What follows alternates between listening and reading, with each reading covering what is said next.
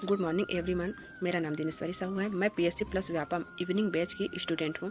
मैं ब्राह्मण वंश के बारे में बताने जा रही हूँ, जो कि सर के द्वारा पढ़ाया गया था।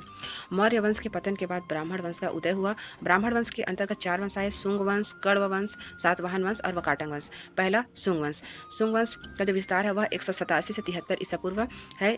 यह प्रथम ब्राह्मण वंश है। इसकी राजधानी विदिशा थी।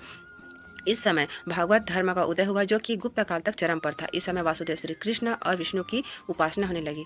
इसके जो स्रोत है वह बाणभट्ट के हर्षचरित्र, पतंजलि के महाभाष्य और कालिदास के मालविकाग्नि मित्र से प्राप्त हुई थी। इसमें प्रथम राजा पुष्यमित्र शुंग था, जो कि मौर्य वंश के अंतिम राजा बृहद्रथ का सेनापति था, जिसने बृहद्रथ की हत्या की और शुंग वंश की स्थापना की।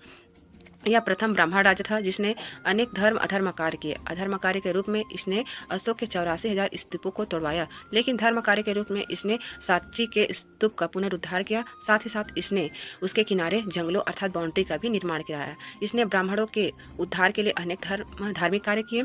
साथ ही साथ पुष्यमित्र शुंग के समय में प्रथम अश्वमेध यज्ञ हुआ, जिसमें पुरोहित पतंजलि थे। इसकी जानकारी अयोध्या लेख से प्राप्त होती है। पुष्यमित्र शुंग के समय में प्रथम यवन शुंग युद्ध हुआ, जिसमें यवन नेता हेमेट्रियस की पराजय हुई।